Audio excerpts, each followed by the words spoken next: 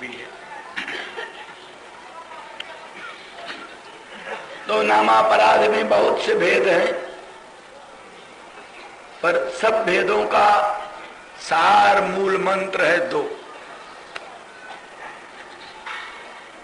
नामास्तीत निषिद्ध वृत्ति विहित त्याग, बस इसी में सब आ जाते। नाम के भरोसे विहित कर्मों का त्याग।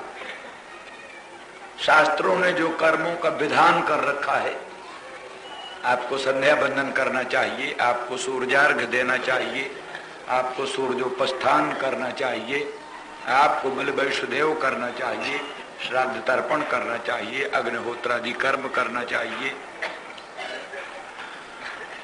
दूसरे निषिद्ध कर्मों से बचना चाहिए, अनाचार से, पापाचार से, दुराचार से, सुरापान से, विभिन्न विभिन्न निषिद्ध कर्मों से बचो, विहित कर्मों का पालन करो। तो अगर ये पूरा पूरा निषिद्ध कर्मों का परिवर्जन, विहित कर्मों का पालन हो जाए, इसी में सब नामापराध समाप्त हो जाते हैं। क्योंकि वो भी तो जिन अपराध, जिन बातों का निषेध है, अपराधों में क्या है, कोई निषिद्ध ही तो है, अमुक अमुक ना करना। जैसे सन्निंदा सतिनाम वैभव कथा, सत्पुरुषों की निंदा करना, सत्पुरुषों की निंदा करना नामापराध है। और सन्निंदा निषिद्ध ही है शास्त्रों में, सन्निंदा निषिद्ध ही है शास्त्रों में। इसलिए निषेध परिवर्जन पर ध्यान पक्का हो गया तो सन्निंदा अपने आप छूट जाएगी। ऐसे असत्य नाम वैभव कथा, बहुत खराब लोगों में बैठ करके नाम की बड़ी ऊंची महिमा कह देना, ये भी अपराध, क्योंकि वो उसका सदुपयोग न करेंगे, दुरुपयोग करेंगे। असत पुरुषों के बीच में बैठकर यही कह दो कि अनंत ब्रह्मांड के अनंत अनंत प्राणी अनंत अनंत जन्मों में इकट्ठे होकर भी इतना पाप नहीं कर सकते जितना भगवान के एक नाम से सब पापों का विनाश हो जाए। अब वो असत पुरुष कहेगा, लो भाई अब क्या है, खुलकर पाप करो खुलकर पाप करो, भगवान का नाम ले लेना, एक ठो खत्म हो जाएगा सब पाप अपने आप ही। तो जिन पापों के बचने के लिए कितना परिश्रम करना पड़ता है, पाप हो जाए भूल को तो प्रायश्चित करना पड़ता है, प्रायश्चितों में मरणांत प्रायश्चित तक प्रायश्चित है बड़े बड़े। अब अगर इस तरह से बुद्धि हो गई कि भाई एक नाम ले लेने से अनंत अनंत जन्म जन्मांतरों के पाप तत्क्षण खत्म हो जाएंगे, तो फिर क्या डर है, कुछ पाप नहीं, एक पाप दो पाप 10 पाप कर लो, अंत में राम नाम ले लेना, सब पापों से छुटकारा मिल ही जाएगा। तो दुरुपयोग होने लगता है। असत नाम वैभव कथा, असत पुरुषों में जो नाम के वैभव के, नाम के महात्म्य की कथा होती है, वो भी नामापराध में गिना गया। इसलिए कहाँ क्या कहना, इसका भी विचार है। सब जगह सब चीज नहीं कहना, किसके सामने क्या कहना, ये भी विचार।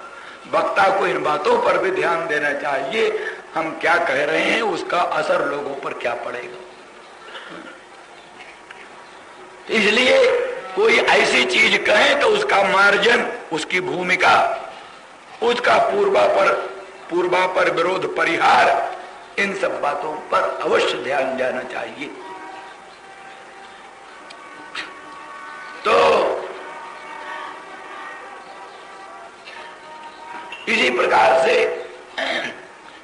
श्रीशेष और भेदधी, श्रीश और ईश में, शिव और विष्णु में भेद बुद्धि करना, श्रीशेष और भेदधी, नामास्तीत निषिद्ध वृत्ति, नाम के भरोसे निषिद्ध कर्मों का अनुष्ठान और नाम के भरोसे विहित त्याग।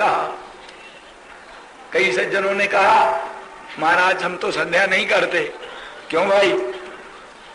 हम भगवान नाम कीर्तन कर लेते हैं, उसी से संध्या का काम नहीं चल जाएगा? नहीं भाई, संध्या का काम चल जाता, पर तुम जो दुर्भाग्य से तुम ब्राह्मण हो गए, दुर्भाग्य से तुम क्षत्रिय हो गए हो, दुर्भाग्य से तुम वैश्य हो गए हो, दुर्भाग्य से तुम्हें यज्ञों को वेद संस्कार का अधिकार है, दुर्भाग्य से तुम्हें वेद पढ़ने का अधिकार है, दुर्भाग्य से तुम्हें संध्या करने का अधिकार है। इसलिए अगर तुम संध्या नहीं करते, केवल भगवान नाम कीर्तन से तुम्हारा काम नहीं चलेगा, उसका चल जाएगा जिसको संध्या का अधिकार नहीं है, जिसको वेद पढ़ने का अधिकार नहीं है, जिसको उपनयन संस्कार का अधिकार नहीं है, उसका काम चल जाएगा केवल भगवान नाम कीर्तन से, तुम्हारा काम नहीं चलेगा। इसलिए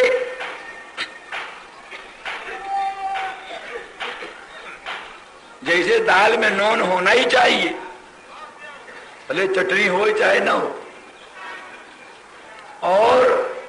और ढंग की चीजें हो चाहे न हो, पर दाल में नून तो होना ही चाहिए। नून बिना तो बड़ी कठिनाई पड़े। जिन्होंने अभ्यास कर लिया उनकी बात कहानी अलग है। तो इसलिए संध्या बंधन अवश्य करना चाहिए।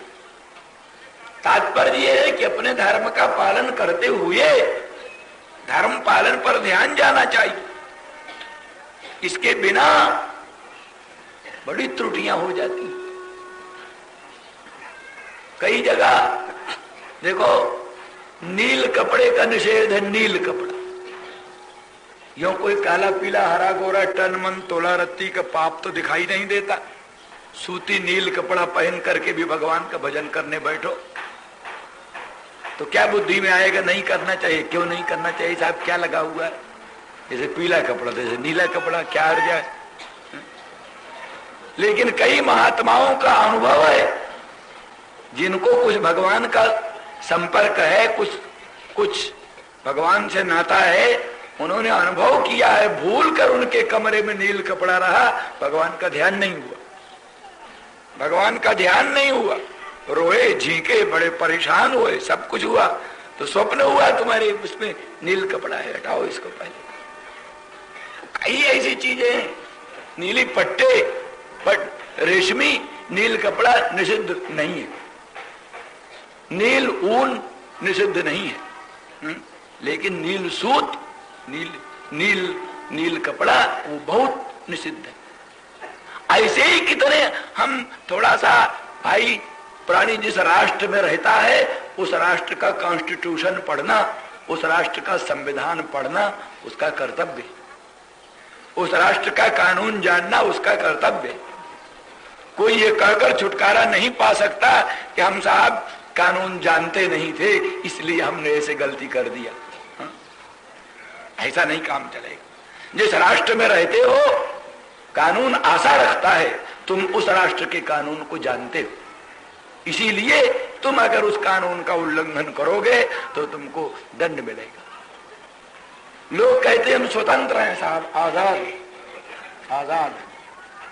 ये सब आजादी नहीं है, बर्बादी है। इसको आजादी नहीं कहते, इसका नाम बर्बादी है।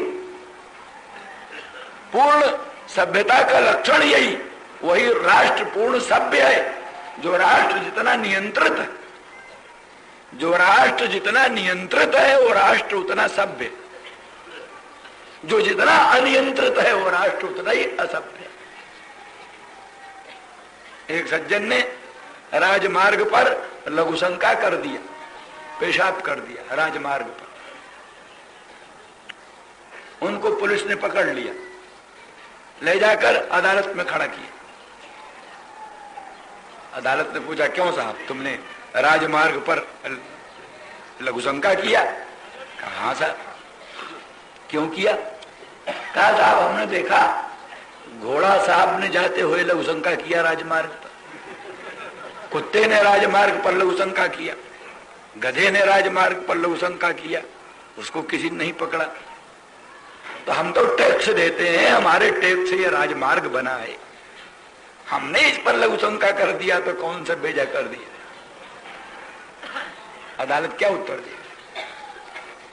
कहे कि जनाब आप घोड़ा नहीं, आप गधा नहीं, अगर आप भी घोड़ा होते, गधा होते, कुत्ता होते तो आपको भी छूट होती राजमार्ग पर पेशाब करने, पर दुर्भाग्यवश आप मनुष्य ठहरे, इसलिए मनुष्य ठहर कर आप अगर राजमार्ग पर पेशाब करते हैं तो आपको जेल जाना पड़ेगा। तो साथ पर ऐसी परतंत्रता की अपेक्षा तो स्वतंत्रता के लिए गधा ही बनना अच्छा है। ऐसी स्वतंत्रता की अनुभूति अगर गधा बनकर मिलती है तो गधा बने। तो ऐसे लोगों को तो भाई ऐसी स्वतंत्रता मुबारक रहो। ऐसी कि किसी समझदार प्राणी के लिए ऐसी स्वतंत्रता वांछनीय नहीं हुआ करती, ऐसी स्वतंत्रता त्याज्य होती। इसलिए हम कहा करते हैं महती स्वतंत्रता की प्राप्ति के लिए बहुत सी स्वतंत्रताओं का बलिदान करना पड़ता है। आप चाहते हैं 15 लाख रुपए महीने की आपको आमदनी हो, तो 15 लाख रुपए महीने की आमदनी करने के लिए करोड़ों रुपया पहले आपको व्यापार में फूंकना भी तो पड़ेगा। पहले व्यापार में करोड़ों रुपया फूंको, लगाओ, तब आशा करो कि 15 लाख रुपए महीने की आपको आमदनी हुआ करेगी। तो तात्पर्य है आप महती स्वतंत्रता की आकांक्षा करते हैं और स्वतंत्रता का बलिदान नहीं करते तो कैसे स्वतंत्रता मिलेगी। इसलिए महती स्वतंत्रता की प्राप्ति के लिए हमें स्वतंत्रता का बलिदान करना पड़ेगा। वो स्वतंत्रता का बलिदान यही है हम शास्त्र के परतंत्र हों, हम माता पिता के परतंत्र हों, गुरुजनों के परतंत्र हों।